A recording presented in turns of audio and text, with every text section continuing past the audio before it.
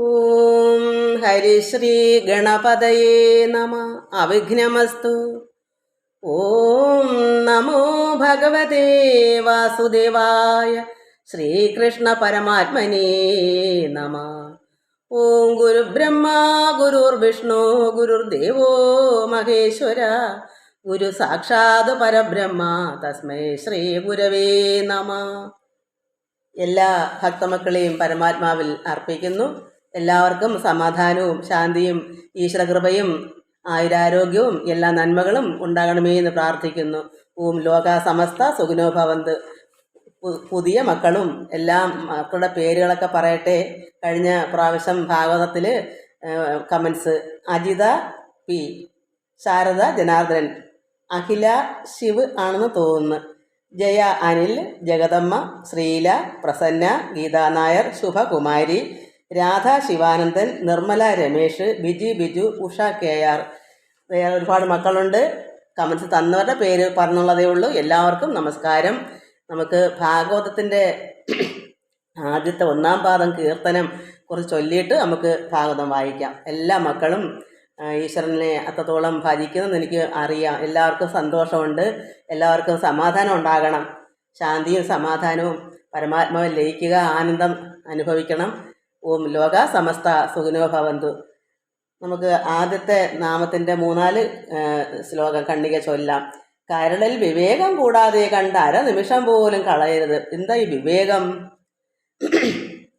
നാശരഹിതമായ ചൈതന്യത്തെയാണ് അതിനെ അതിനെ മനസ്സിലാക്കുന്നതാണ് വിവേകം.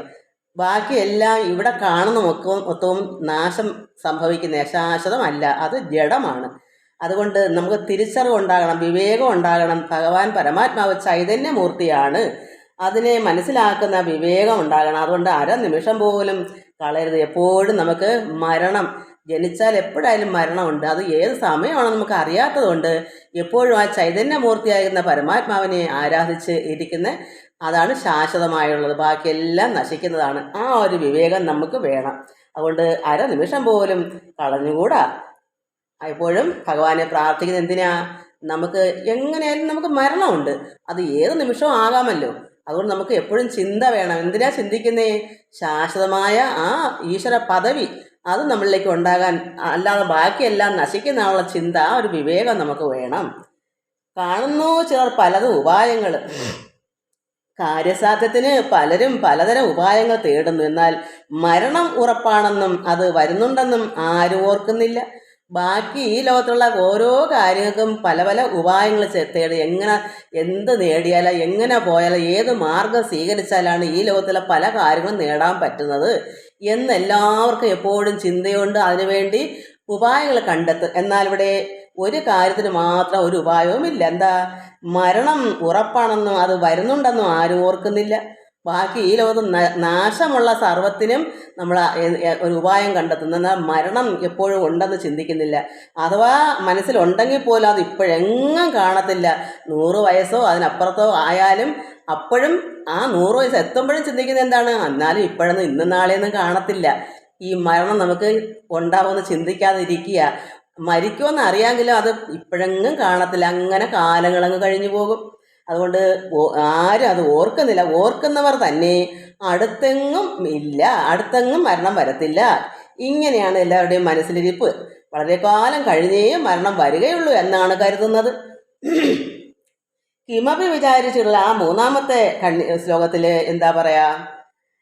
ഇന്ദ്രിയ സുഖം അല്പം ഒന്ന് ചിന്തിച്ചാൽ, നമ്മൾ ചിന്തിച്ചാൽ അറിയാം, ഈ ലോകത്തുള്ള സർവ്വ ജീവജാലങ്ങൾക്കും എല്ലാ ഇന്ദ്രിയങ്ങൾക്കും ഈ ലോകത്തിലുള്ള ഇന്ദ്രിയ സുഖം എല്ലാ അണുവിനും പുഴുവിനും എല്ലാത്തിനും ഉണ്ട്. മനുഷ്യജന്മത്തിന് മാത്രമേ ഒരു കാര്യം വെക്കൂ, മുക്തി നേടാൻ. ബാക്കി ഒരു മൃഗത്തിനോ പക്ഷിക്കോ ഒന്നിനും ആ ഒരു മുക്തിക്കുള്ള മാർഗം ഇല്ല. മനുഷ്യന് മാത്രമേ ഉള്ളൂ. നമുക്ക് മനുഷ്യജന്മം എടുക്കുമ്പോൾ ഈ മുക്തി നേടിയില്ലേ പിന്നെ എന്തിനാ പുഴുവായിട്ടോ അട്ടയായിട്ടൊക്കെ ജനിച്ചാൽ പോരെ? മനുഷ്യജന്മം എടുത്തത് എന്തിനാ? അതിനും കൂടെ ആണല്ലോ. അപ്പോൾ അത് നമ്മൾ നോക്കണം. അതുകൊണ്ട് മനുഷ്യജന്മത്തിൽ മാത്രമേ മുക്തി നേടാൻ കഴിയൂ എന്ന് ഗ്രഹിക്കാം.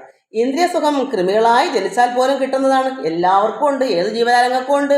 എല്ലാ ഇന്ദ്രിയ സുഖങ്ങൾ എല്ലാത്തിനും ഉണ്ട്. പിന്നെ കീഴിൽ ചെയ്ത ശുഭ അശുഭകർമ്മം നമ്മൾ ഇവിടെ ചെയ്യുന്ന ഈ ഭൂമിയിൽ എന്തൊക്കെയാ ശുഭങ്ങളും അശുഭങ്ങളെല്ലാം ചെയ്യുന്ന കർമ്മങ്ങൾ, അത് ചീത്തയായാലും നല്ലതായാലും നമ്മൾ മുമ്പ് ചെയ്തിട്ടുള്ള നല്ലതും ചീത്തയുമായ പ്രവൃത്തികളാണ്. അതാണ് പിന്നീട് സുഖ ദുഃഖങ്ങൾക്ക് കാരണം. നമുക്ക് ഇവിടെ ചെയ്യുന്ന കർമ്മങ്ങൾ നന്മ തിന്മ ഇതിൻ്റെ ഫലം കൊണ്ടാണ് നമ്മൾ വരും കാലങ്ങളിൽ ഈ ജന്മം അല്ലെങ്കിൽ വരും ജന്മങ്ങളിലെങ്കിലും അതിൻ്റെ സുഖദുഃഖങ്ങൾ അനുഭവിക്കാൻ വേണ്ടി ഇവിടെ ജന്മം എടുക്കുന്നത്. ദുഃഖം കൂടാതെ സുഖം മാത്രമായി ഒരുവൻ ലഭിക്കുകയില്ല. സുഖദുഃഖങ്ങൾ ഇടകലർന്നിരിക്കുന്നതാണ് സാരം. ഇവിടെ ജനിക്കുമെങ്കിൽ സുഖവും ദുഃഖവും, കാരണം ആ കർമ്മങ്ങൾ അതുപോലെ നമ്മൾ കർമ്മം ചെയ്ത് വച്ചേക്കുന്നതും.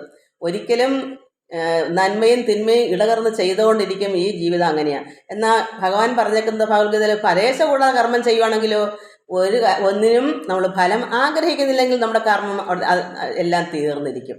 കടമില്ല, അവിടെ കിടക്കത്തില്ല. ഒന്നിനും ആഗ്രഹമില്ലാതെ നന്മയായാലും തിന്മയായാലും എല്ലാം ഈശ്വരാർപ്പണമായി ചെയ്യുവാണെങ്കിലോ ഇതിൻ്റെ ഒരു ഫലവും അനുഭവിക്കാനായിട്ട് വരണ്ട.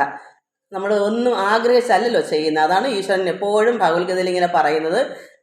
ഫലേച്ഛ കൂടാതെ നമ്മൾ കർമ്മം ചെയ്യുക, ഈശ്വരാർപ്പണമായി എല്ലാം ഭഗവാനിൽ അർപ്പിച്ച് ഈശ്വരനാണ് ചെയ്യുന്നത്, നമ്മളിരിക്കുന്ന പരമാത്മാവാണ് ചെയ്യുന്നുള്ള ചിന്തയാണെങ്കിലോ നമുക്ക് അങ്ങനെ ഒരു ഗുണദോഷത്തിനും ജനിക്കേണ്ടി വരത്തില്ല. ജനിച്ചാലും നമുക്ക് ആഗ്രഹം ഉണ്ടെങ്കിൽ ജനിക്കും, പക്ഷേ നമുക്ക് ഗുണവും ദോഷവും അതിനു വേണ്ടി ജനിക്കത്തില്ല. കാരണം നമ്മൾ ആഗ്രഹിച്ചല്ലല്ലോ ഇവിടെ കർമ്മങ്ങൾ ചെയ്യുന്നത്. ഈശ്വരാർപ്പണമായി ചെയ്യുക എന്ന് പറഞ്ഞാൽ ഫലം ആഗ്രഹിക്കാതെ ചെയ്യുന്നത്. ഇത്രയും നമുക്ക് ചൊല്ലാം, 3-4 ഖണ്ഡിക. എന്നിട്ട് അടുത്ത പ്രാവശ്യം അടുത്തത് ചെല്ലാം, കാരണം സമയം പോകും. നാരായണ ജയ നാരായണ ജയ നാരായണ ജയ വരദ ഹരേ കൃഷ്ണ നാരായണ തവ പാദസരോജം അകമേ വിലസുക നാരായണ ജയ. കരളിൽ വിവേകം കൂടാതെ കണ്ടര നിമിഷം ബത കളയരുതാരും മരണം വരുമിനി എന്നു നിനഞ്ചിഹ മരുവുക സതതം നാരായണ ജയ നാരായണ ജയ നാരായണ ജയ നാരായണ ജയ വരദ ഹരേ കൃഷ്ണ നാരായണ തവ പാദസരോജം അകമേ വിലസുക നാരായണ ജയ. കാണുന്നു ചിലർ പലത് ഉപായം, കാണുന്നില്ല മരിക്കുമിതെന്നും കാൺകിലും ഒരു നൂറ്റാണ്ടിനകത്തിൽ എന്നീ കാണൂ നാരായണ ജയ നാരായണ ജയ നാരായണ ജയ നാരായണ ജയ വരദ ഹരേ കൃഷ്ണ നാരായണ തവ പാദസരോജം അകമേ വിലസുക നാരായണ ജയ. കിമപി വിചാരിച്ചിടുകിൽ മാനുഷ ജന്മനി വേണം മുക്തി വരേണ്ടുകിൽ കൃമിജന്മത്തിലും എളുതായി വരുമീ വിഷയസുഖം ബത നാരായണ ജയ നാരായണ ജയ നാരായണ ജയ നാരായണ ജയ വരദ ഹരേ കൃഷ്ണ നാരായണ തവ പാദസരോജം അകമേ വിലസുക നാരായണ ജയ. കീഴിൽ ചെയ്ത ശുഭാശുഭ കർമ്മം മേലിൽ സുഖദുഃഖത്തിനു കാരണം സുഖമൊരു ദുഃഖം കൂടാതെ കണ്ടൊരുവനും ഉണ്ടോ നാരായണ ജയ. കീഴിൽ ചെയ്ത ശുഭ അശുഭ കർമ്മം മേലിൽ സുഖദുഃഖത്തിനു കാരണം സുഖമൊരു ദുഃഖം കൂടാതെ കണ്ടൊരുവനും ഉണ്ടോ നാരായണ ജയ നാരായണ ജയ നാരായണ ജയ നാരായണ ജയ വരദ ഹരേ കൃഷ്ണ നാരായണ തവ പാദസരോജം അകമേ വിലസുക നാരായണ ജയ. നമ്മൾ കാളിയ മർദ്ദനമാണ് വായിച്ചുകൊണ്ടിരുന്നത്. കാളിയനെയും കൂട്ടരെയും എല്ലാം രമണക ദ്വീപിലേക്ക് അയച്ചു. എന്നിട്ട് ഭഗവാൻ എല്ലാവരും തളർന്ന് ആ കാളന്തി തീരസ്ഥല നല്ല ശുഭസ്ഥലം നോക്കി അവിടെ വിശ്രമിച്ചു. അന്ന് അവിടെ കഴിഞ്ഞുകൂടി. വീട്ടിൽ പോയില്ല, വ്രതത്തിലേക്ക് പോയില്ല. അങ്ങനെ ഒന്നിച്ച് അവിടെ ശുതൃഷ്ണ വിശ്രാന്തരായി മന്നിച്ച് ഉറങ്ങുന്ന നേരം ദേവാനകൻ കാട്ടുതീ വന്നു ചുഴന്ന്. അത് കണ്ട് പരിഭ്രമിച്ചു ഭഗവാനോട് കുട്ടികൾ വിളിച്ചു പറഞ്ഞു, ഭഗവാനെ കൃഷ്ണ, മഹാബാഹോ, ബലഭദ്ര, അവിടുന്ന് കൃപ ചൊരിയണമേ. അപ്പോൾ മായാപതേ പാഹി പാഹി നമോ നമ. കുട്ടികളെല്ലാവരും ക്ഷീണിച്ച് മാതാപിതാക്കൾ എല്ലാവരും അവിടെ തന്നെ അങ്ങ് കഴിഞ്ഞു കൂടുമായിരുന്നു രാത്രിയിൽ. അപ്പോഴാണ് തീ അവിടെ എല്ലാം അഗ്നി പടർന്നു. കാരണം വനമല്ലേ. അതുകൊണ്ട് ഭഗവാനെ വിളിച്ച് അപേക്ഷിച്ചു ഈ കുട്ടികൾ എല്ലാവരും. അപ്പോൾ മായാപതേ കൃഷ്ണ കൃഷ്ണ മഹാബാഹു ബലഭദ്ര, കൃഷ്ണ കൃപാലയ കാരുണ്യവാരിധി. നമ്മളും ഇതുപോലെ ഓരോ വിഷമങ്ങൾ വരുമ്പോൾ പ്രാർത്ഥിക്കണം. ഓരോ അവസരങ്ങൾ നമുക്ക് ഇതുപോലെ എപ്പോഴൊക്കെയാ തീ എന്ന് പറയുന്നത് താപമാണ്, ചൂടാണ്. നമുക്കും പല പല വിഷമങ്ങൾ, ഏത് വിഷമവും താപമാണല്ലോ, ചൂട് വിഷമമാണല്ലോ. അപ്പോഴെല്ലാം ഭഗവാനെ വിളിച്ച് അപേക്ഷിക്കുമ്പോൾ ഇതുപോലെ ഭഗവാൻ രക്ഷിക്കും. ഇവിടെ കുട്ടികൾ വിളിക്കുമ്പോഴെല്ലാം ഭഗവാൻ എന്ത് വന്നാലും അവിടെ രക്ഷിച്ചുകൊണ്ടിരിക്കുക. അത് ആ ഭക്തനോട് കാണിക്കുന്ന ഭഗവാന്റെ കൃപ. അതുകൊണ്ട് കൃഷ്ണ കൃഷ്ണ മഹാബാഹു ബലഭദ്ര, കൃഷ്ണ കൃപാലയ കാരുണ്യവാരിധേ, മായാപതേ പാഹി പാഹി നമോ നമ. കൃഷ്ണവർമാവിഹ ഭക്ഷിപ്പതിന് മുന്നേ കൃഷ്ണ നീയെ രക്ഷിപ്പതാരഹോ. ഈ അഗ്നി വന്ന് എല്ലാവരെയും വിഴുങ്ങുന്നതിന് മുന്നേ രക്ഷിക്കണമേ ഭഗവാനെ, അങ്ങല്ലാതെ മറ്റാരുമില്ല. ഏവം പറയുന്ന നന്ദാദി വാക്കിനാൽ ദേവകീ നന്ദനൻ യോഗേശമൂർത്തിമാൻ, ആദ്യന്തമില്ലാതെ അനന്ത ശക്തിയാത്മകൻ, ആദ്യൻ പ്രകൃതി ഭിന്നൻ പരനീശ്വരൻ, ഐശ്വര്യകൃത്ത അനലമുഖൻ ജഗദീശ്വരൻ, അപ്പോൾ വിഴുങ്ങിനാൻ അഗ്നിയെ. അപ്പോൾ ഭഗവാൻ നാരായണൻ ആദിത്യനാ, സൂര്യനാ ഭഗവാൻ മഹാവിഷ്ണു നാരായണൻ. അപ്പോൾ അഗ്നിക്കപ്പുറമായിട്ട് ഏതെങ്കിലും അർക്കന്, അതായത് ആദിത്യ ഭഗവാനും വെല്ലാൻ വേറെ ഏതെങ്കിലും അഗ്നി ഉണ്ടോ? അപ്പോൾ ഭഗവാൻ ആദിത്യനാണെങ്കിൽ ഏത് അഗ്നിയും വിഴുങ്ങാൻ ഈശ്വരന് പറ്റുമല്ലോ. അതുകൊണ്ട് ഐശ്വര്യകൃത്ത അനലമുഖൻ ജഗദീശ്വരൻ, അപ്പോൾ വിഴുങ്ങിനാൻ അഗ്നിയെ. അഗ്നി മൊത്തവും ഭഗവാൻ വിഴുങ്ങി. ആശ്ചര്യ തേജസാ മേളിച്ച് ഗോകുലം ഈശ്വരനോട് ഉഷസ്സെങ്കിൽ ഒരുമിച്ച് ചെന്ന് പ്രജയെ സ്നാനകർമാദികൾ മറ്റും അന്നപാനാദിയും ചെയ്തു വാഴുന്ന നാൾ. അങ്ങനെ അവരെല്ലാം സുഖമായി വ്രതത്തിൽ ചെന്ന് കുളിച്ച് ആഹാരമൊക്കെ കഴിച്ച് അങ്ങനെ കഴിയുന്നു. അപ്പം വീണ്ടും വൃന്ദാവന ലീല. ഇനി ഭഗവാന്റെ കളികൾ ലീലയാണ്. ഭഗവാന്റെ ലീല എന്ന് വെച്ചാൽ ഭഗവാനും കൂട്ടരും കുഞ്ഞുങ്ങളല്ലേ, കുട്ടികളല്ലേ, അവർക്ക് കളിക്കണ്ടേ. പശുക്കളെ മേയ്ക്കാൻ പോകുന്നു, ഭഗവാൻ കുട്ടിയാണ്, എല്ലാവരും കൂട്ടുകാരും ചേർന്ന് കളിക്കുന്നു. അതാണ് വൃന്ദാവനത്തിലെ ലീല. അത് നമുക്ക് വായിക്കാം, അത് കണ്ടു വായിക്കാം. വൃന്ദാവന ലീല. ഗ്രീഷ്മമാം കാലവും വന്നു വർദ്ധിച്ചത്, അങ്ങൂഷ്മങ്ങൾ കൊണ്ടു പൊറാഞ്ഞിതു മേദിനി, നിർജ്ജരവാരി നിനാദം കുറഞ്ഞിതു, നിർജ്ജലമായി നദീ തടാകാദികൾ. അതായത് ഗ്രീഷ്മകാലം വന്നപ്പോൾ വർദ്ധിച്ചെന്താ ഊഷ്മങ്ങൾ, അത് ചൂട് വർദ്ധിച്ചു. അപ്പം സഹിക്കാൻ പൊറാഞ്ഞത് മേദിനി, ഭൂമിയാണ് മേദിനി. ഭൂമി സഹിക്കാൻ മേത്ത ചൂടായി. ഗ്രീഷ്മകാലത്ത് അത്രമാത്രം വർദ്ധിച്ച ചൂട് വന്നപ്പോൾ മേദിനി ഭൂമിക്ക് സഹിക്കാൻ വയ്യ. നിർജ്ജരവാരി നിനാദം കുറഞ്ഞു. അവിടുത്തെ അരുവികളെല്ലാം ഉണങ്ങി വരണ്ട് വെള്ളമില്ലാതെ നിർജ്ജലമായി, വെള്ളമില്ലാതെയായി. നദിയും തടാകാദികളെല്ലാം വെള്ളമില്ലാതെ വറ്റി ഉണങ്ങി. മേഘസഞ്ചാരം കുറഞ്ഞു ചമഞ്ഞിതു, കേകികൾ മന്ദത കൊണ്ട് മഴുകി തുലോം. മേഘം, അതായത് കാർമേഘ സഞ്ചാരങ്ങളില്ല, ആകാശം തെളിഞ്ഞു നിൽക്കുന്നത്. കാരണം മഴക്കാറില്ല, മഴ പെയ്യുന്ന ഒരു രക്ഷയില്ല. അതുകൊണ്ട് മേഘങ്ങളെല്ലാം കുറഞ്ഞു. കേകികൾ, ഈ കുയിലുകൾ മന്ദത കൊണ്ട് മാഴുകി വിഷമിച്ചു. അവർക്ക് നാദം പുറപ്പെടുവിക്കാൻ കൂവാനൊന്നും വയ്യ. കുയിലുകൾ കൂവുന്ന എന്താ, അവരുടെ നാദം ഇതിനൊന്നും വയ്യ. കാരണം വെള്ളം ഇല്ല, മാഴുകി കഷ്ടപ്പെടുന്നു. പത്മകൽഹാര കുമുദാദി പുഷ്പങ്ങൾ അല്പമായി ഷൾപത ഹംസ വിനോദവും. ഷൾപതങ്ങൾ, അതായത് ചിത്രശലഭങ്ങളും ഹംസവും വിനോദങ്ങളെല്ലാം കുറഞ്ഞു, അല്പമായി. എന്താ, പത്മകൽഹാര കുമുദാദി പുഷ്പങ്ങളൊന്നുമില്ല. തടാകത്തിലൊന്നും വെള്ളം ഇല്ലെങ്കിൽ പിന്നെ താമരയും ആമ്പലും ഒക്കെ എങ്ങനെയാണ് വളരുന്നത്? അതുകൊണ്ട് അവിടെ ഹംസത്തിനും ചിത്രശലഭങ്ങൾക്കും ഒക്കെ വിനോദം കുറഞ്ഞു.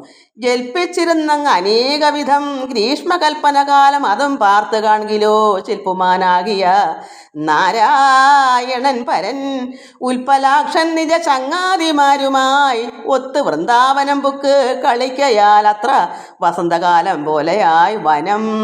ഭഗവാനും കൂട്ടരും അവിടെ വന്നു കളിക്കാൻ. ലീല ഭഗവാൻ കുട്ടികളുമായിട്ട് കളിക്കാൻ വന്നപ്പോൾ എന്ത് വന്നവിടെ ഈ വിഷമങ്ങളെല്ലാം അങ്ങ് മാറിയിട്ട് ആ വൃന്ദാവനം നല്ല വസന്തകാലം പോലെ അങ്ങ് ആയി. ഉണക്കുമില്ല, ഒന്നുമില്ല. അവിടെ പുഷ്പങ്ങൾ അത്രമാത്രം പൂങ്കാവനമായി മാറി. എന്താ ഭഗവാനല്ലയോ, ഐശ്വര്യമല്ലയോ ഭഗവാൻ. നമ്മളത് മനസ്സിലാക്കണം. നമ്മുടെ ഭവനത്തിൽ ഭഗവാനെ എപ്പോഴും ആരാധിച്ച് ഇറങ്ങിപ്പോകാൻ സമ്മതിക്കില്ല. എപ്പോഴും നമ്മുടെ ഹൃദയത്തിനകത്തും അകവും പുറവും നമ്മുടെ ഭവനത്തിലും പുറത്തും നമ്മുടെ ഉള്ളിലും എല്ലാം എപ്പോഴും ഈശ്വരനുണ്ടെങ്കിൽ എന്താ എപ്പോഴും വസന്തകാലമായിരിക്കും. നമ്മളത് മനസ്സിലാക്കണം. ഇത് വായിക്കുന്നത് എന്തിനാ? എത്ര കഠിന ചൂടും അത് താപം കൊണ്ട് എത്രമാത്രം ജലമില്ല. എന്താ ജലം ഇല്ലയെന്ന് വെച്ചാൽ നമുക്ക് ഈശ്വരകൃപ, അതാണ് നമ്മുടെ ജലം. ഈശ്വരകൃപ വരണമെങ്കിൽ എന്ത് വേണം? പരമാത്മാവ് നമ്മുടെ ഉള്ളിൽ വേണം. ഇല്ലെങ്കിൽ വരണ്ടു പോകും. നമ്മുടെ ഹൃദയത്തിലേക്കൊന്നും നല്ല ഊർജം, അതായത് നല്ല പവർ, ഈശ്വരശക്തി, ആ ചൈതന്യം നമ്മളെ എപ്പോഴും നഷ്ടപ്പെട്ടു പോകൂടാ. അപ്പോഴെന്ത് നമ്മൾ വരണ്ടു പോകും. അപ്പോൾ ഈശ്വരൻ എപ്പോഴും ഉള്ളിലുണ്ടെങ്കിൽ നമുക്ക് എപ്പോഴും വസന്തകാലമായിരിക്കും. ഈശ്വരകൃപ എപ്പോഴും ഒഴുകിക്കൊണ്ട് തന്നെ ഇരിക്കും. അതുകൊണ്ട് ഇത് നമ്മൾ മനസ്സിലാക്കണം. ഇതിൻ്റെ യഥാർത്ഥം നമ്മുടെ ഉള്ളുകൊണ്ട് ചിന്തിച്ചാലേ ഇതിൻ്റെ അർത്ഥം മനസ്സിലാവും. അപ്പം പുറമേ ഇങ്ങനെയാണെങ്കിൽ നമ്മൾ എന്താ അത് പഠിക്കേണ്ടേ? നമുക്കും വസന്തകാലം വേണം. എപ്പോഴും നമ്മുടെ മനസ്സിൽ ശാന്തി സമാധാനം എങ്ങനെയാണ് ഉണ്ടാകുന്നത്? വസന്തകാലം എപ്പോഴും സർവ്വത്തിനും നമുക്ക് എല്ലാം കൊണ്ട് ഒരു തൃപ്തികേടുമില്ല. എല്ലാം തൃപ്തികരമായിരിക്കും. ഈ ലോകസുഖവും പരമാത്മാവിലേക്കുള്ള സുഖവും എല്ലാം തൃപ്തികരമായിരിക്കും. ഈശ്വരൻ എപ്പോഴും നമ്മളിൽ വഴിഞ്ഞൊഴുകി ആ കൃപയും ഉണ്ടാകും. അപ്പം നമുക്ക് എപ്പോഴും വസന്തകാലം മാറിപ്പോകുമോ? ഏത് ഋതുക്കളിലും വസന്തകാലമായിരിക്കും. ഭഗവാനും കൂട്ടരും അവിടെ വൃന്ദാവനത്തിൽ ഇതുപോലെ ലീലകൾ കളിക്കാൻ അവിടെ ചെന്നപ്പോൾ അവിടുത്തെ എല്ലാ ഐശ്വര്യങ്ങളെല്ലാം വന്ന് വസന്തകാലം വന്ന് പുഷ്പങ്ങളെല്ലാം ഇഷ്ടം പോലെ ആയി. അപ്പോൾ നന്ദാത്മജൻ നരമൂർത്തിമാൻ ഈശ്വരൻ തന്നുടെ സോദരനോട് ഒരുമിച്ച് വൃന്ദാവന ശോഭ കണ്ട് അതിൽ ആശ പൂണ്ട് ഒന്നിച്ച് പുഷ്പങ്ങളെല്ലാം ഇറുത്ത് അവരോരോ തരമുള്ള മാലകൾ ബന്ധിച്ചും ചാരുതരം വട്ടമിട്ട് കളിക്കയും ഓടക്കുഴൽ കൊമ്പ് കാളങ്ങൾ മേളിച്ച് ചാടിയും ഓടിയും ഒട്ട് ചാഞ്ചാടിയും കൂടി നിരൂപിച്ചു. ഭഗവാൻ അങ്ങനെ അവിടെ നന്നായി കളിക്കുന്ന പുഷ്പങ്ങളെല്ലാം ഇഷ്ടം പോലെ ആയി. അപ്പോൾ ഭഗവാനും കൂട്ടരും പുഷ്പങ്ങളെല്ലാം ഇറുത്ത് സോദരനോട് കൂടി ബലരാമൻ നന്ദാത്മജനിച്ച ഭഗവാൻ കൃഷ്ണനും നരമൂർത്തിമാൻ ഈശ്വരൻ മനുഷ്യനായിട്ട് അവതരിച്ച മൂർത്തിയാണ് ഭഗവാൻ കൃഷ്ണൻ. തന്നുടെ സഹോദരൻ, അതായത് സോദരനായ ബലരാമനും വൃന്ദാവന ശോഭ കണ്ട് ഭഗവാനോടെ കളിക്കാനൊക്കെ വന്നപ്പോൾ അവിടെ അത്രത്തോളം ശോഭയേറി. അതിൽ കണ്ട് ആശ പൂണ്ട് അവിടെ എല്ലാം കറങ്ങി ശോഭ കണ്ട് നടന്നിട്ട് ഒന്നിച്ച് എന്ത് ചെയ്ത് പുഷ്പങ്ങളെല്ലാം പറിച്ചെടുത്ത് ഒരു പുഷ്പം കൂടി ഇല്ലാത്തൊരു സമയമായിരുന്നു. ഭഗവാനോടെ ചെന്നപ്പോൾ അവിടെ എല്ലാം വസന്തകാലമായി. ഒന്നിനും ഒരു കുറവില്ല. എല്ലാം ഇഷ്ടം പോലെ ആയി. ഭഗവാനും എല്ലാവരും കൂടെ ആ പുഷ്പങ്ങളൊക്കെ ഇറുത്ത് മാലകളൊക്കെ കെട്ടി ചാരുതരം വട്ടമിട്ട് കളിക്കുകയും ഓടക്കുഴൽ കൊമ്പ് കാളങ്ങൾ മേളിച്ച് ചാടിയും ഓടിയും ഇട്ട് ചാഞ്ചാടിയും കൂടി നിരൂപിച്ചു. എന്താ നിരൂപിച്ചവരെല്ലാവരും കൂടെ ചേർന്ന്? രാമകൃഷ്ണാദികൾ കൂടി നിരൂപിച്ചു. ഈടഴുന്നൊരു പടകളിച്ചിടുവാൻ ഭഗവാനും രാമനും കൂടെ നിരൂപിച്ചു. എന്താ ഒന്നിച്ച് വിചാരിച്ചത്? ഈടഴുന്നൊരു പടകളിച്ചിടുവാൻ. ഏവം വിഭാഗിച്ചു നിന്നു മഥ പക്ഷഭാവം നടിച്ചു പടകളിച്ചിടിനാർ. ഓരോ പക്ഷക്കാരായിട്ട് രാമൻ്റെ പക്ഷം ഒന്ന്, കൃഷ്ണൻ്റെ പക്ഷം ഒന്ന്. അപ്പോൾ കൃഷ്ണനോട് ചേർന്ന ഒരാൾ രാമൻ, അങ്ങനെ ഓരോ വിഭാഗമാക്കിക്കൊണ്ട് തങ്ങൾ അങ്ങനെ പടകളിക്കാമെന്ന് അവർ തീരുമാനിച്ചു. പർവ്വതം തന്നിടതോറും നദികളിൽ ഉറുവയിൽ നല്ല സിഗതാസ്ഥലത്തിലും തത്രൈവ പശുക്കളെ മേച്ചുടൻ മിത്രാത്മജയിലിറങ്ങി ജലം കാട്ടി നിൽക്കുന്ന നേരത്ത് കേൾക്കടോ മന്നവ, കേൾക്കടോ എന്ന് പറയുന്നത് ശുഗമഹാമുനി. മന്നവനാരാ? പരീക്ഷത്ത്. ഇത്രയും പറഞ്ഞിട്ട് ഇനി അടുത്തത് കേൾക്കടോ രാജാവേ, ഈ മഹാമുനി പറയുക അതിൻ്റെ ബാക്കി എന്താ? ഇത്രയും പറഞ്ഞിട്ട് മിത്രാത്മജയിൽ ഇറങ്ങി ജലം കാട്ടി.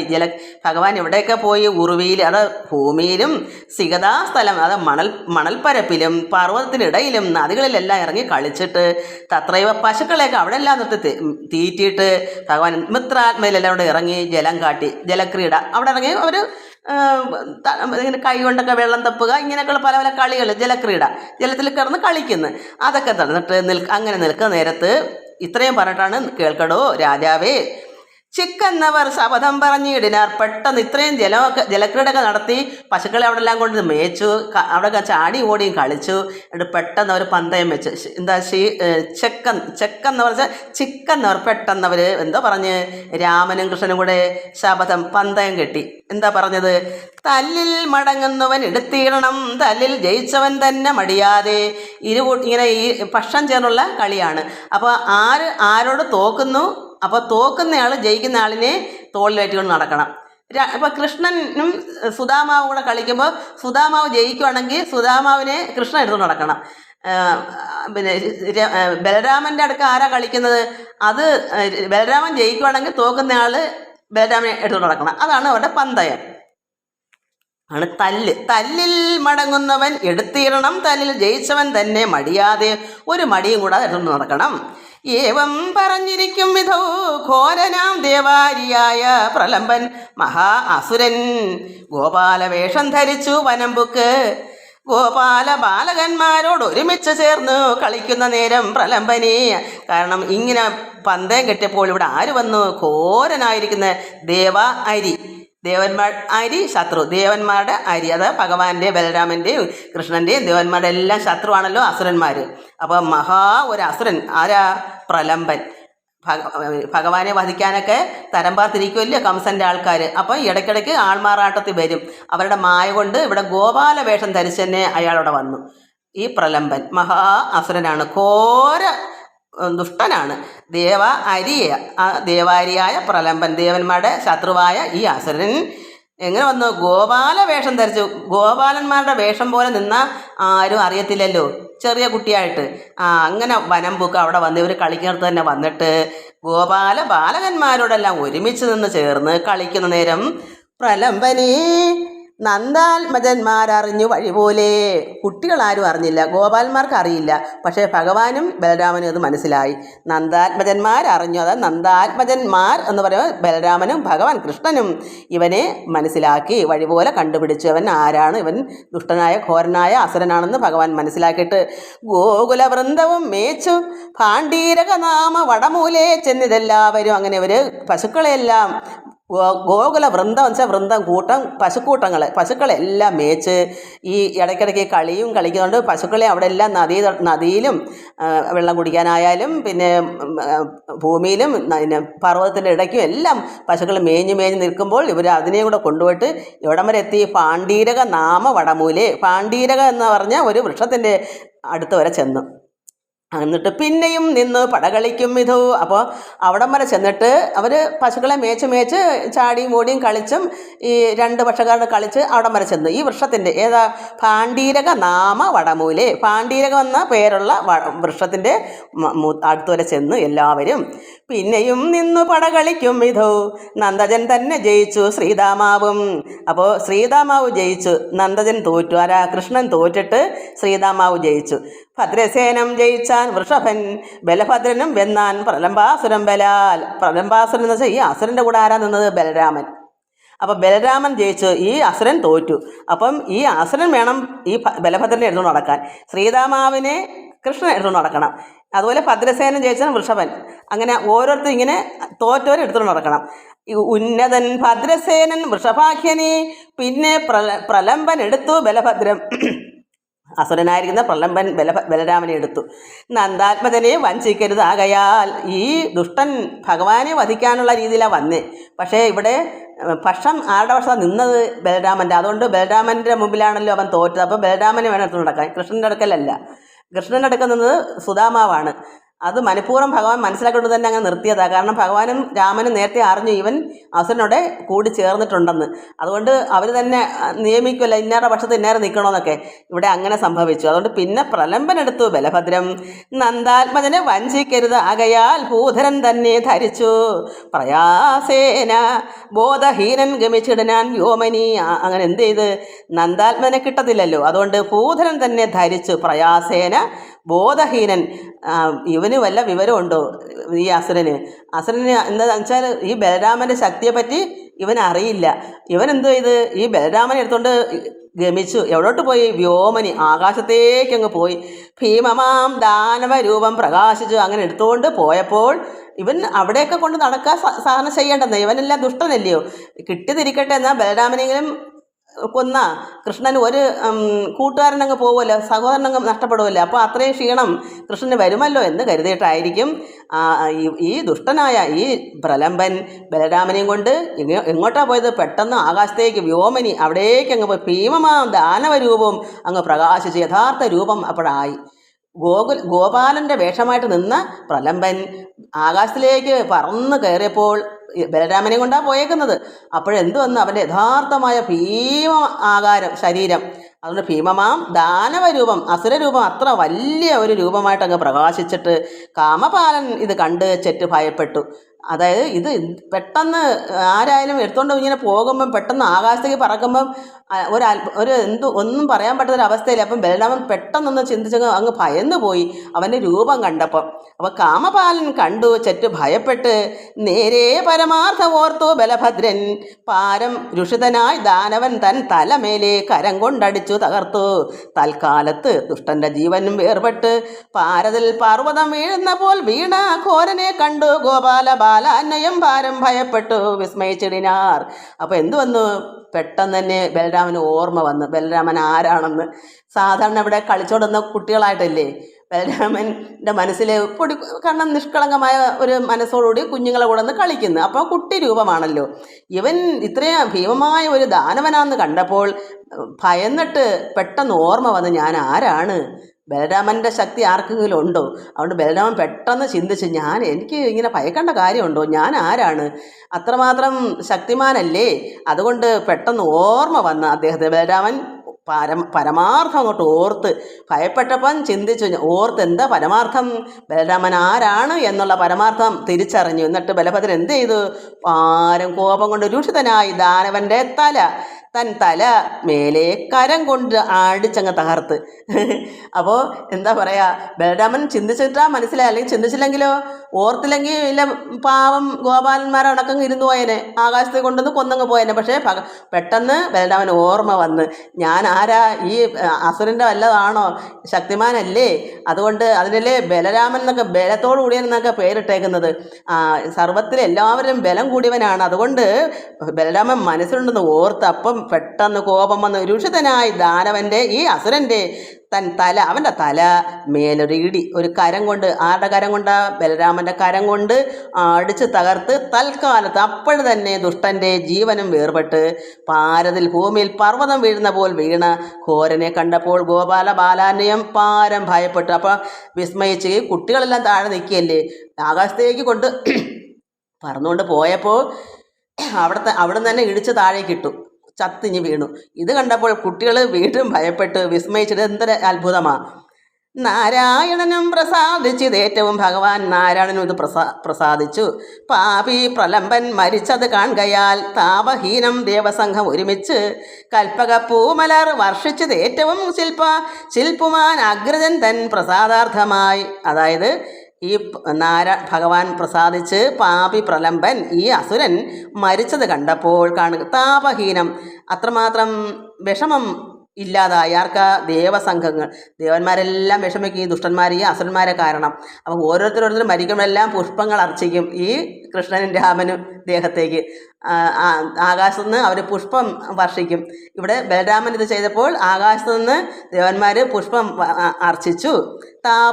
ഹീനം ഇല്ലാതാക്കി. താപം, വിഷമം, ചൂട് അത്രമാത്രം ഇവനെ കൊണ്ട് എല്ലാവർക്കും ഭാരമാണ്, അത് കുറച്ച് ഇല്ലാതായി ചൂട്. അപ്പോൾ ദേവന്മാർക്ക് സന്തോഷമായിട്ട് കൽപ്പക പൂമലർ വർഷിച്ചത് ഏറ്റവും ശില്പുമാൻ അഗ്രജൻ തൻ പ്രസാദാർത്ഥമായി. അഗ്രജൻ ജ്യേഷ്ഠൻ, ശില്പുമാൻ ആരാണ്? പരമാത്മാവായ കൃഷ്ണൻ. അഗ്രജൻ ജ്യേഷ്ഠൻ. ഇങ്ങനെ വായിക്കുമ്പോൾ നമുക്ക് അർത്ഥം ഉണ്ടെങ്കിൽ വളരെ തെറ്റുപറ്റും. ശില്പുമാൻ അഗ്രജൻ തൻ അപ്പോൾ ചിൽപ്പുമാൻ ഭഗവാൻ കൃഷ്ണൻ, അഗ്രജൻ ജ്യേഷ്ഠൻ. അപ്പോൾ ഭഗവാന്റെ ജ്യേഷ്ഠൻ തൻ പ്രസാദാർത്ഥമായി അവർ വർഷിച്ചു, പൂക്കളെല്ലാം അർച്ചിച്ചു. ബാലകന്മാർ രാമനെ ചുഴന്നേവരും ആലിംഗനം ചെയ്തു. കൃഷ്ണനും ഒന്നിച്ച് പൈക്കളെ നോക്കിനാർ കണ്ടീല. ഇവർ ഇങ്ങനെയുള്ള കാര്യങ്ങളെല്ലാം, പുഷ്പങ്ങളെല്ലാം അർച്ചിക്കുകയും ഈ ഗോപാലന്മാർ രാമനെ എടുത്തുകൊണ്ട് അവിടെ എല്ലാം നടന്ന് ആലിംഗനം ചെയ്ത് ഇത്രയും ഒരു വലിയൊരു പ്രലംബനെ കൊന്നെന്നായപ്പോൾ എല്ലാവർക്കും സന്തോഷം. ദേവന്മാരൊക്കെ പുഷ്പം അർച്ചിച്ചു. എല്ലാം വന്ന് അവസാനം പശുക്കളെ നോക്കുന്ന പശുക്കളതൊക്കെ എങ്ങോട്ട് പോയത് കണ്ടില്ല. ഇതിൻ്റെ ആഘോഷം കൊണ്ട് ഈ പടകളിച്ച് ഈ ദുഷ്ടനായ പ്രലംബനെയൊക്കെ വധിച്ച് എല്ലാം കഴിഞ്ഞപ്പോൾ സന്തോഷം കൊണ്ട് അവിടെല്ലാം എടുത്തുകൊണ്ട് നടന്ന് ഈ ബലരാമനെ കുട്ടികൾ എല്ലാം കഴിഞ്ഞപ്പോൾ പൈക്കളെ നോക്കുന്നു, പശുക്കളെ നോക്കിയിട്ട് അവിടെ അങ്ങ് കാണുന്നില്ല. ആലിംഗനൊക്കെ ചെയ്ത് കൃഷ്ണന് ഒന്നിച്ച് പൈക്കളെ നോക്കിനാർ കണ്ടീല. ഗോവൃന്ദമൊക്കവേ ചെന്ന് മഹാതൃണ കാനനം ബുക്കതറിയാഞ്ഞ് ഗോഷ്പദലാഞ്ചനം ഒക്കെ നോക്കി ബഹിർദൂർദ്ധ തൃണവനം അക്ഷി വിമോഹനം കണ്ടു. പശുകുലം അക്ഷിക്കകത്ത് കാണാൻ ഒച്ച കേട്ടു. ഇതിലൊക്കെ ഒരു അക്ഷരത്തെറ്റുണ്ടേ, ഇവിടെ കാണാനെന്ന് വായിക്കണം. ഈ ഇരട്ടപ്പുള്ളി ഇവിടെ വേണ്ട. അതുപോലെ ഇവിടെ എവിടേക്കോ ഉണ്ട് തെറ്റുകൾ. അപ്പോൾ ഭഗവാൻ അവിടെ എല്ലാം നോക്കുമ്പോൾ എന്താ വലിയ കാനനം മാത്രണം. പുല്ലങ്ങ് വളർന്ന് പൊക്കം വെച്ച പശുക്കളെക്കാളും പൊക്കമുള്ള കാടാകുമ്പോൾ പശുക്കൾ നിന്നാൽ ഇവർക്ക് കാണാൻ പറ്റത്തില്ല. അത്ര വലിയ കാനനമാണ് തൃണം പുല്ലിൻ്റെ. അപ്പോൾ അങ്ങനെ വന്നപ്പം അവരെങ്ങനെ നോക്കുന്നേ? പശുവിൻ്റെ കുളമ്പൊക്കെ ചവിട്ടുന്ന പാടുകൾ, ഇങ്ങനെ തറയിലൊക്കെ പശുക്കളുടെ പാട് കാണും നടക്കുന്ന കുളമ്പിൻ്റെ. പിന്നെ പശുക്കൾ പുല്ല് തിന്നുന്നത് നോക്കി ഇത്തിരി എല്ലാം കൂടെ തിന്നുമ്പോൾ കുറേ മുറിച്ച് തിന്നുമ്പോൾ അതിനൊക്കെ കുറ്റികൾ നിൽക്കും. അപ്പോൾ പശുക്കളെ മേഞ്ഞറം കണ്ടുപിടിക്കുക. അങ്ങനെ നോക്കിയിട്ടൊന്നും കാണുന്നില്ല. അപ്പോൾ ഭഗവാൻ എന്ത് ചെയ്ത് തൽക്കര വേണുകൊണ്ട പശുനാമങ്ങളൊക്കെ ക്രമേണ വിളിച്ചു വരുത്തിനാൻ. ഭഗവാന്റെ കയ്യിലിരുന്ന വേണു, ഓടക്കുള്ളിലുണ്ട്. പശുക്കൾക്കൊക്കെ പേരുകളുണ്ട്. ഓരോ പേരൊക്കെ വിളിക്കുമ്പം അവർ ഓടക്കുള്ളിലെ നാദം കേട്ടാൽ പശുക്കൾ തന്നെ അവിടെ നിൽക്കത്തില്ല. എത്ര തിന്നുന്ന സമയത്തായാലും അവർ ഭഗവാന്റെ അടുക്കലേക്ക് ഓടി വരും. അതാണ് പശുക്കൾക്ക് അത്ര സ്നേഹമാണ് ഭഗവാൻ. എല്ലാവരോടും പശുക്കളെ സ്നേഹിച്ച അങ്ങനെയാ. പ്രത്യേകിച്ച് ഭഗവാന്റെ കാര്യം പിന്നെ പറയണോ? ഭഗവാൻ അത്ര സ്നേഹമല്ലേ പശുക്കളോട്. അതുകൊണ്ട് ഭഗവാന്റെ കയ്യിലിരിക്കുന്ന വേണുകൊണ്ട് പശുനാമങ്ങളൊക്കെ ക്രമേണ വിളിച്ചു വരുത്തിനാൻ. അപ്പോഴത് അഗ്നി ചുറ്റും വളഞ്ഞു ജ്വലിച്ചോ ഒപ്പം എത്തുന്നത് കണ്ടു ഗോപാലരും. ഇത്രയെല്ലാം ആയപ്പം പശുക്കളും ഒക്കെ ഓടി വന്നെങ്കിലും ഒപ്പം എന്താ വന്നത്? അഗ്നി. ആ വനമല്ലേ, കാറ്റൊക്കെ അടിക്കുമ്പം വൃക്ഷങ്ങൾ തങ്ങളെ ഉരസി വനത്തിൽ എപ്പോഴും കാട്ടുതീ വരും. അപ്പോഴെന്തു വന്ന് അഗ്നി ചുറ്റും കറങ്ങി വന്നാൽ എങ്ങോട്ടും എത്തിപ്പിടിക്കാൻ പറ്റാത്തൊരവസ്ഥ, വഴി കാണത്തില്ല. ചുറ്റും കറങ്ങി തീ വന്ന് കയറി. അപ്പോഴത് അഗ്നി ചുറ്റും വളഞ്ഞ് ഉജ്ജ്വലിച്ച് ഒപ്പം എത്തുന്നത് കണ്ട് ഇവരുടെ കൂടെ തന്നെ പറന്ന് വരുന്നു. അത് ഒപ്പം പശുക്കളെ ഇവരുടെ ഇടയ്ക്കോട്ട് വന്നപ്പം ഗോപാലരും ഭഗവാനെ വിളിക്കുന്നു. കൃഷ്ണ കൃഷ്ണ പ്രഭോ രാമ മഹാബാഹോ ഈക്ഷണം ഭസ്മമാം നാം എന്ന് നിർണയം. നമ്മളിപ്പോൾ തന്നെ അഗ്നിക്ക് അഗ്നി പിടിച്ച് നമ്മൾ ഭസ്മമായി പോകും. ഭഗവാനെ രാമ മഹാബാഹു, അവർക്ക് വിളിക്കാൻ ആരാ ഉള്ള? ഭഗവാൻ കൃഷ്ണനും ബലരാമനും ആണല്ലോ.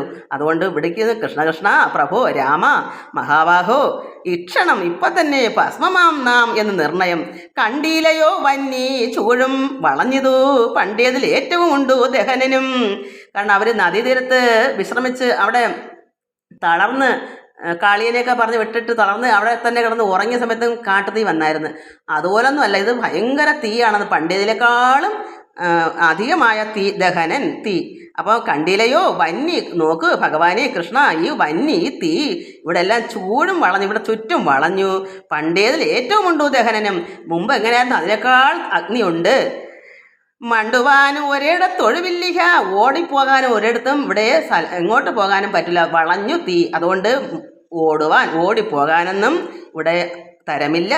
കൊണ്ടൽ വർണ്ണ പ്രഭു രക്ഷിച്ചുകൊള്ളുക, ഭഗവാനെ അങ്ങ് രക്ഷിക്കൂ. അവർക്കറിയാം ഭഗവാനെ മാത്രമേ രക്ഷിക്കാൻ പറ്റുകൊണ്ട് എന്ത് ആപത്തൊന്നാലും ഉടനെ ഭഗവാനെ വിളിക്കുക. അതുകൊണ്ട് അപ്പോൾ തന്നെ അത് ഭഗവാൻ രക്ഷിക്കുകയും ചെയ്യും. അതുകൊണ്ട് ഇവിടെ എത്രമാത്രം നമുക്ക് ഇത് ഉടനീളം വായിക്കുമ്പോൾ നമുക്ക് അറിയാം ഭഗവാൻ എപ്പോഴും എല്ലാവരും രക്ഷിച്ചുകൊണ്ടിരിക്കുന്നത്. ആ ഭഗവാനെ എന്തിനാ നമ്മൾ വിട്ടുകളയുന്നതെന്നാണ് ഇന്ന് എത്ര പേർക്ക് അറിയാം. ഇത് സത്യത്തിൽ അനുഭവിക്കുന്നവർക്ക് അറിയാം ഭഗവാന്റെ മാഹാത്മ്യവും ഗുണങ്ങളും. ആ ഒരു സ്വാദ്, ഭഗവാന്റെ ആ ഒരു എന്താ പറയുക, അതിമധുരം എന്ന് പറയാം. അതിന് എന്ത് പറയാനാ, അത് യഥാർത്ഥത്തിൽ ഒന്ന് അറിഞ്ഞു നോക്കുമ്പോൾ അതിൻ്റെ ഗുണം അറിയുന്നത്. അത് അറിയാതെ എത്ര ജനങ്ങളെ നഷ്ടപ്പെടുത്തി കളയുന്നത് ഓർക്കുമ്പോഴാണ്. ആരെങ്കിലും അറിയുന്നുണ്ടോ?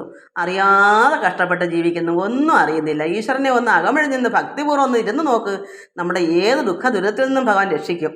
അതുകൊണ്ട് ഭഗവാനെ നാരായണ, ഇക്ഷണം കൃഷ്ണകൃഷ്ണ പ്രഭോ രാമ മഹാബാഹു, ഇക്ഷണം ഇപ്പം തന്നെ നമ്മളെല്ലാവരും ഭസ്മമായി പോകും. ഭഗവാനെ കണ്ടില്ലയോ? ഈ വന്നി ചൂടും വളഞ്ഞതു കണ്ടതിൽ ഏറ്റവും ഉണ്ടു ദഹനനും മണ്ടുവാനും ഒരിടത്തൊഴിവില്ലിക. കൊണ്ടളവർണ്ണ പ്രഭോ രക്ഷിച്ചു കൊള്ളുക. നിങ്ങൾ ഇരുവരും എന്നീ എന്താ? നിങ്ങൾ ഇരുവരും അല്ലാതെ, രാമനും കൃഷ്ണനും അല്ലാതെ ആരാ ആശ്രയം? മംഗലമൂർത്തി ശരണം നമോസ്തുതേ. ഏവം പറയുന്ന വാക്കുകൾ കേട്ടൊരു ഗോവിന്ദനപ്പോൾ അരുൾ ചെയ്തു വേഗേന. അങ്ങനെ ഭഗവാൻ എന്ത് ചെയ്തു? പെട്ടെന്ന് പറയുന്നു. ഭഗവാൻ പെട്ടെന്ന് പറയുന്നു, ഞാൻ പറയുന്നത് കേൾപ്പിൻ എല്ലാവരും. കമ്പമെന്നെ കണ്ണടച്ചു നിന്നിടുവൻ. ഞാൻ പറയുന്നത് കേൾക്കൂ, നിങ്ങളെല്ലാവരും കണ്ണടയ്ക്കുവിൻ. പിന്നെ മിഴിപ്പതിനും പറഞ്ഞിടാം ഇന്നെന്ന് അത് കേട്ട്, മിഴിപ്പതിനും പറഞ്ഞിടാം ഇന്ന് അത് കേട്ട് അത് ചെയ്ത് ഗോപാലരും പെട്ടെന്ന് തന്നെ അവർ കണ്ണെല്ലാം അടച്ച് ഭഗവാൻ പറഞ്ഞിട്ട് തുറന്നാൽ മതി എന്ന് പറഞ്ഞു.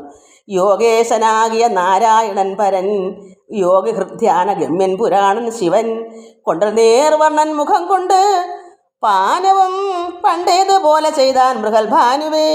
മുമ്പ് എങ്ങനെയായിരുന്നു ഭഗവാൻ ഭക്ഷിച്ച്? ഭഗവാൻ നാരായണൻ അഗ്നിയെ എല്ലാം, ഭഗവാൻ സൂര്യനല്ലേ, മൊത്തവും അഗ്നിയെയും ഭഗവാൻ ഭക്ഷിച്ചു. അവർ കണ്ണട ചെന്നപ്പോൾ ഭഗവാൻ തന്നെ അതിനെ പാനം ചെയ്തു വെച്ചാൽ അതിനെ ഭഗവാൻ ഉള്ളിലാക്കി. അതിനാണ് പാനവും. കുടിച്ചു, അതിനെ ഭക്ഷിച്ചു. കണ്ണു തുറപ്പിനെന്നാൻ കൃഷ്ണൻ അന്നേരം കണ്ണു തുറന്നവർ നോക്കുന്ന നേരത്ത്, കണ്ണു തുറക്കാൻ ഭഗവാൻ പറഞ്ഞപ്പോൾ അവർ കണ്ണു തുറന്ന് നോക്കിയപ്പോൾ എന്തു വന്നു? വന്യയെ കണ്ടീലവിടെ അവരപ്പോൾ നന്നെത്രയും ഓർത്ത് കണ്ടോളവും മുന്നം പ്രലംബൻ മരിച്ച അതിശയതും നന്ദാത്മജൻ നരനല്ല നാരായണൻ എന്നൊരു സംശയം പൂണ്ടു ഗോപാലരും. ഭഗവാൻ ഇങ്ങനെയെല്ലാം കാണിച്ചപ്പോൾ, പലപ്പോഴും പലതും കാണിച്ചപ്പോൾ കുട്ടികൾക്ക് പൂർണ്ണമായിട്ട് അവർ മനസ്സിലാക്കുന്നു. ഭഗവാൻ ഇവിടെ ഈ വന്യയെ അവർ നോക്കാൻ കാണുന്നില്ല. കണ്ണു തുറക്കാൻ പറഞ്ഞപ്പോൾ നന്നത്രയും ഓർത്ത് കണ്ടോളാം. ഇത് ഓർത്തപ്പോൾ അവർക്കറിയാം ഈ പ്രലംബനെ കൊല്ലുകയും ചെയ്തു. ഇതെല്ലാം കൊണ്ടും ഈ നന്ദാത്മജൻ നരനല്ല, മനുഷ്യനല്ല, ഭഗവാൻ നാരായണൻ എന്നൊരു സംശയം പൂണ്ട് ഗോപാലർക്ക്. കുട്ടികൾക്കെല്ലാം അങ്ങനെ വന്നു. സായാഹ്നകാലേ കുമാരരും രാമനുമായി ജനാർദ്ദനൻ വേണു ശൃംഗാദികൾ ഘോഷിച്ചു മേളിച്ചു ചെല്ലുന്ന നേരത്ത് തോഷേണ ഗോപീജനങ്ങളുമൊക്കവേ ഗോവിന്ദ ദർശനം കണ്ടതി തുഷ്ടരായി ആവിരാനന്ദേന സാഗം വസിച്ചതു. അപ്പം ഭഗവാൻ നാരായണനാണെന്ന് മനസ്സിലാക്കിയിട്ട് സായാഹ്നകാല വൈകുന്നേരത്ത് കുമാരനും രാമനുമായി ജനാർദ്ദനൻ വേണു ശൃംഗാദികൾ ഘോഷിച്ച് മേളിച്ച് ചില നേരത്ത് തോഷണ ഗോപീജനങ്ങളൊക്കെ എന്ത് ചെയ്യും? ഭഗവാനെ ദർശനം കാണാൻ ആദിതുഷ്ടരായ ആവിരാനന്ദേന അവിടെ വസിച്ചിരിക്കും. എല്ലാവർക്കും ഭഗവാനെ ദർശനം കാണണം. എല്ലാവർക്കും അറിയാം പരമാത്മാവ് ഭഗവാൻ നാരായണനാണെന്ന്. അങ്ങനെ ഗോവിന്ദ ദർശനം അവർ കാണാൻ വേണ്ടി കാത്തു നിൽക്കും ഗോപീജനങ്ങളെല്ലാവരും. അന്ന് ഗോപാലകന്മാർ പറഞ്ഞിടിനാർ, നന്ദാത്മജൻ അഗ്നി തന്നെ ഭക്ഷിച്ചതും ദാനവൻ തന്നെ രാമൻ വധിച്ചാനെന്നും ആനന്ദമോട് കേട്ടോരു നന്ദാദികൾ. അപ്പോൾ ഭഗവാന്റെ ഈ മഹിമ, ഈ ഗുണങ്ങൾ അവിടെയൊക്കെ കുട്ടികൾ പറഞ്ഞു പരത്തി. എല്ലാവരോടും പറഞ്ഞു, ദാനവനെ രാമൻ വധിച്ചു, ആ ഭീകരമായിരിക്കുന്ന ആ ദുഷ്ടനെ, എന്തോ അവൻ്റെ പ്രലംബൻ, അവനെ വധിച്ചു. അഗ്നിയെ എപ്പോഴും ഭഗവാൻ ഭക്ഷിച്ചു.